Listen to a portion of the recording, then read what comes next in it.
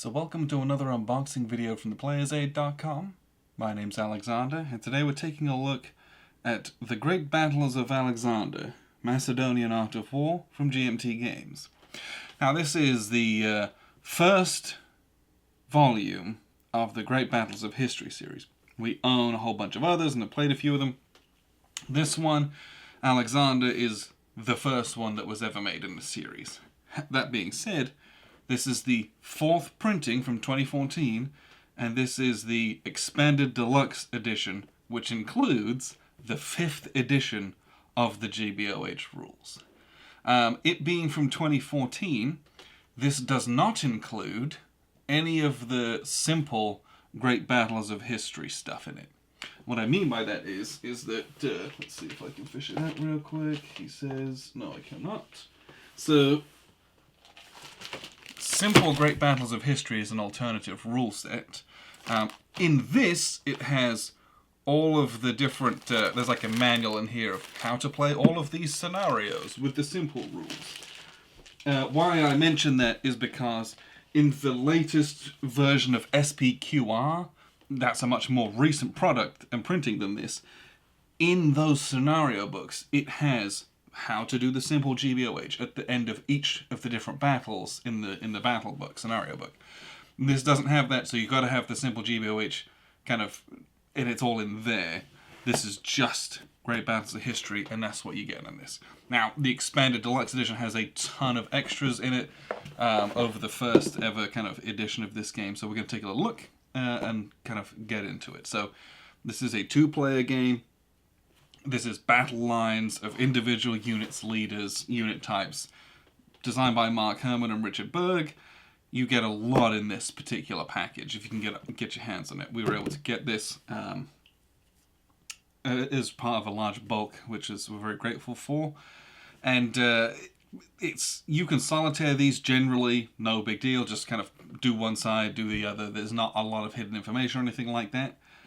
But because this doesn't have the simple Great Battles of History rules in it, there can be a little bit of like crunch and management. There's a lot of admin counters, which are like your route points, and they call it something else in this. So just know that that's what you're getting yourself into. So let's see what we got. Big old 3-inch box. First thing we've got, D10. We have the rules manual. This is just the rules for Great Battles of History. And it goes into pretty good detail. This is from 2014, so, you know, if you go 4 years early in this, the rules start to be kind of black and white and pretty, you know, dense. Here you've at least got some colored illustrations, and it goes through all the different bits and pieces of how to learn the game. This is not a small rules book by any means. It's 40 pages, but I cannot tell you how much there is of this. There is a ton. So, the scenario book. And this is the original Great Battles of History, Great Battles of Alexander. This is what you would get in it. And it has 1, 2, 3, 4, 5, 6 battles in it. So, each of those has a diagrammatic setup, which we're very grateful for. Originally, it was just like a list of units and the hexes. Here you can see it makes it so much easier to set up. And then it's got like the scenario special rules and how to score victory. All of that is in here. So we've got 1, 2, 3, 4, 5, 6, 7, 8. That one's huge. That's a couple maps together. 9, 10, 11, 12. 12 battles in here, it looks like. Which is a lot. If you were to have just that, that's a lot. Now what we get into is the Alexander module Phalanx. Battles of Alexander the Great. So I think this has I think this is just 2 battles, I think. And this is the second edition from March 2014. So this one, we've got this battle here. I don't know if you can kind of see this.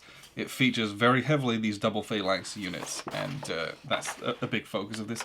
As you may have guessed from the title, yeah, looks like we just got the 2 scenarios in this. Then we have the Diadochi, probably. And this has 4 battles in it. Another big one. Another big one. There's a very large, smallish one. And another massive one there as well.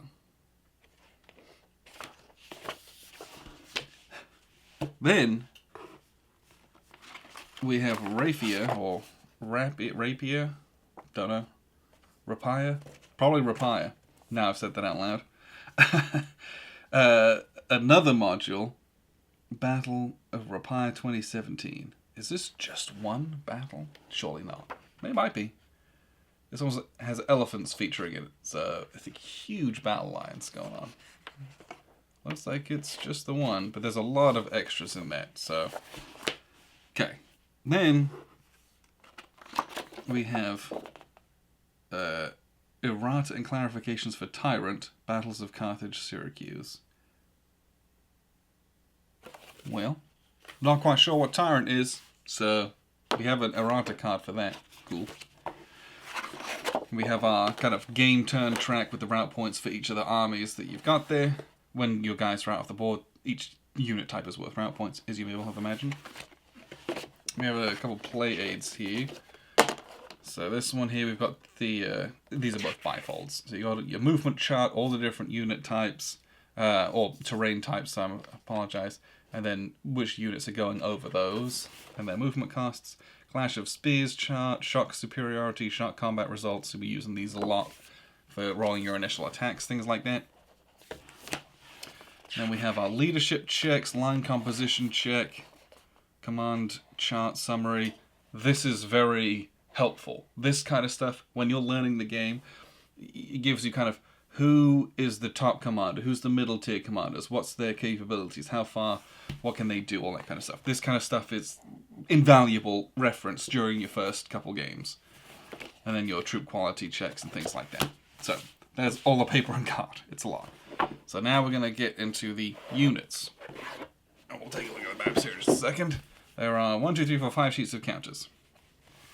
Now I'm going to do my best to not punch these, because punching and organizing these is, you know, arduous at best. So these are on very thick grey core counters. It looks like just on sheet 1 here, you do have these ones for Philip the Great, which might be errata counters for another title, but I'm not 100% positive on that. But they have this dotted outline to make that very obvious. So, units-wise, if you've never played one of these, up here you've got these leaders, and then you've got all these different unit types. We've got a lot of phalanx style units, which are these kind of double counters.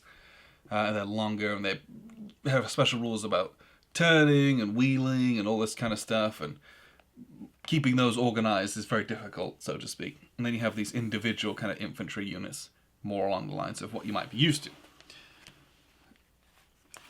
And we have a ton of cav on here, absolute ton of horses. And most of these are dual-sided, as you may well expect. And again, this being a deluxe print, these very thick grey core counters. But here, I'll punch some of these ones, because they just come out and you'll...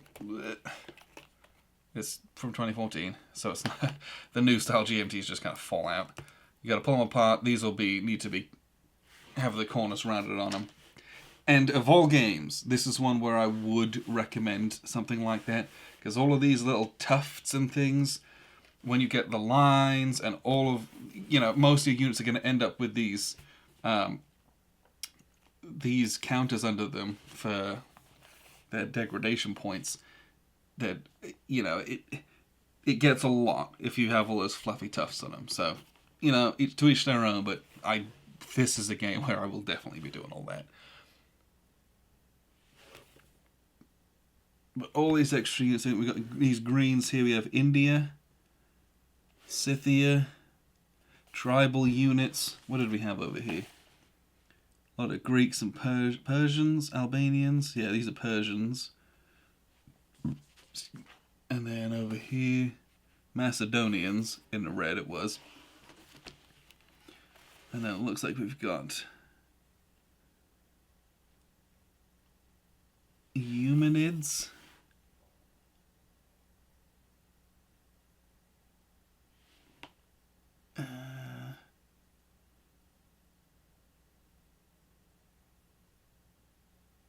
Ptolemaic Egyptians. I mean, there's a bunch of guys in here, but like I said, you want to be methodical punching these because a lot of the units don't cross over to different battles. So if you're canny, you can punch out just some guys here, and so, like keep each of the battles separate, and then like have the Macedonians. Like you can really do that, and it's just less sorting out and organizing when you want to whip out a battle. You're like, boom. Here's these guys, and here's these guys. They're all in bags, and then you just kind of get them out and set them up, instead of having to fish around and find all the different units. But there is a ton of counters in here. 5 sheets of counters. And what we will do, we'll go the maps, which there are a number. I believe there's 4 or 5 in here. I think it's 4 map sheets, he says. 3, it looks like. Oh, no, there's 4. There's 4, but a bunch of them are double-sided, one of them single-sided. So real quick, let's look at the single-sided one, which I believe is this. And also something you'll notice. So this is a single map sheet, 22 by 34, but it actually includes 2 maps, 2 small maps that you're going to fight with. I believe these were from one of those kind of expansion modules. So you've got 2 battles on 1 map, basically. You can fold this over, so you only have a small little 22 by 17 playing area if you are so inclined. You can stick that under a plexi and you're all good to go. Now, the rest of these are dual-sided. So, we've got here the Granicus River. Let me turn it around. Not that it makes that much of a difference. A lot of these ancient ones, it's a big open plain with a river, or like some small terrain feature kind of tucked away on the side. So that's this one. And on the reverse, here we do have a town city down here as well that's walled. We'll be fine on the outside. You got these small little creeks. Then the next one we've got looks like, let's unfold it. Alright, the Gulf of Issus on one side,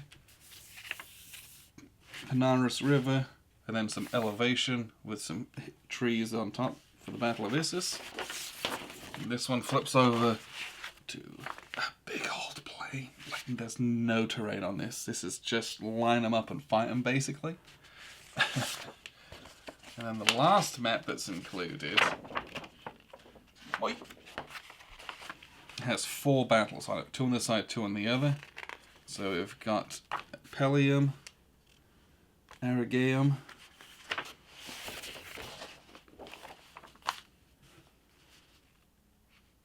the Lignius, and this one. This is an extension to Gamala. So, those few that we had kind of noted that were massive, if you look, this doesn't have a map edge on it. So what you're going to do is you're going to get this 3000, 3001, it's going to go on this side. You're going to just kind of overlay these. Oh, I did do it the wrong way around, I'm an idiot. It doesn't really matter. But they get overlaid like this, and you end up with one really long. This does fit on my table very easily, and I think I've got maybe a 5-foot table lengthwise, and this easily fits on. It doesn't fit in the camera shot, so don't be too afraid of that. But it's very big. You can set up whole long lines of units on some of those.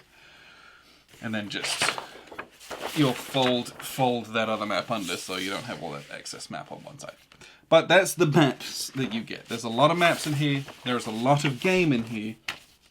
If you can get a hold of this, it's obviously well worth the value, as long as you're not paying insane amounts of money for it. SPQR, which is, again, a more modern, or more recent reprint, deluxe version. We played some of that, and the game has just got so much stuff in it. So I'm excited to kind of dig into this. And this was the first one in the series, so I'm expecting that we'll probably play the hardcore GBOH rules. And I think that'll be my first time doing that, because that's how this game was originally designed. This is the first one. Like, if it's gonna be approachable or workable, this is the box in which it will most definitely click. So, appreciate you guys tuning in. This is Great Battles of Alexander from GMT, the 2014 Deluxe Expanded Edition. Appreciate you guys tuning in. I'm Alexander from thePlayersaid.com.